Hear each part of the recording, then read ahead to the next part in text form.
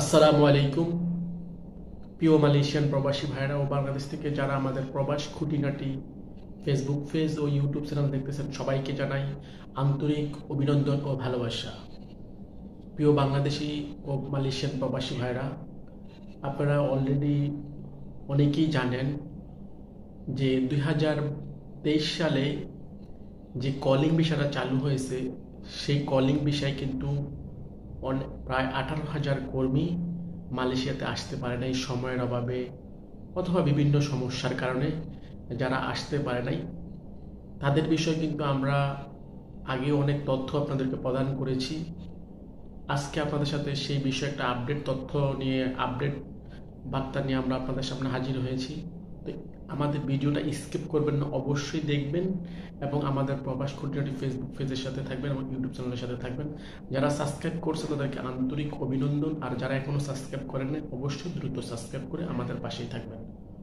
তো মূল কথায় আসি, সেটা হচ্ছে যে আমরা গত 2 দিন আগেও একটা ভিডিও আপলোড করেছিলাম যে তাদের বিষয়ে কিন্তু মন্ত্রণালয় একটা আপডেট দিয়েছে। তাদেরকে মন্ত্রণালয় 2 ভাগ করে দিছে। একটা হচ্ছে ম্যান পাওয়ার হয়েছে যাদের, আবার একটা হচ্ছে নন ম্যান পাওয়ার। তো সর্বসাকুল্যে অনেকেই কিন্তু আসতে পারবে, 2 ধাপের কারণে আসতে পারবে। কিন্তু নতুন করে এখন যারা এই একটা আন্দোলন মহাসমাবেশে ডাক দিয়েছে যে যারা মালয়েশিয়াতে বিগত কলিংয়ের সময়ের অভাবে বা বিভিন্ন জটিলতার কারণে আসতে পারে নাই, তাদের একটা মহাসমাবেশ। সেটা হচ্ছে তারা এই 2025 সালের জানুয়ারি মাসের 22 জানুয়ারি তারা কাওরান বাজারে একটা মহাসমাবেশ করতে যাচ্ছে। সেই মহাসমাবেশ আসলে কি জন্য করতেছে আমরা সেটা আসলে মূলত বুঝতে পারতেছি যে তাদেরকে কবে নাগাদ এবং কখন থেকে তাদেরকে মালয়েশিয়াতে আনা হবে, তাদের বিষয়ে চূড়ান্ত আপডেট কি, এই বিষয়ে অনেকেই কিন্তু আসলে খোলসার মধ্যে রয়ে গেছে। এখনো চূড়ান্ত কোনো সিদ্ধান্ত ভালোভাবে মন্ত্রণালয় থেকে শুরু করে মালয়েশিয়া শ্রমবাজার থেকে শুরু করে এবং মালয়েশিয়া থেকে শুরু করে মানে টোটালি মূলত এখনো কোনো বার্তা সঠিকভাবে খোলসা করা হয়নি। কিন্তু কিছু একটা বার্তা দেওয়া হয়েছে, সেটা হচ্ছে যে যাদের ম্যান পাওয়ার হয়েছে তার মন্ত্রণালয় 2 ভাগ করে দেওয়া হয়েছে। যাদের ম্যান পাওয়ার হয়েছে তাদেরকে তারা আগে আসতে পারবে, আর যাদের ম্যান পাওয়ার হয় নাই তারা পরের ধাপে আসবে। তো ঠিক আছে, কিন্তু কবে নাগাদ এই ফ্লাইট চালু হবে?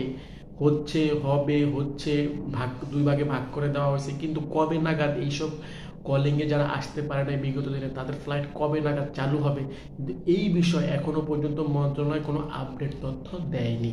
তার জন্যই আমাদের প্রিয় বাংলাদেশি শ্রমিক ভাইরা যারা মালয়েশিয়াগামী, তারা একটা আন্দোলনের ডাক দিয়েছে। সেটা হচ্ছে স্থান কাওরান বাজারে, সেটা মহাসমাবেশ।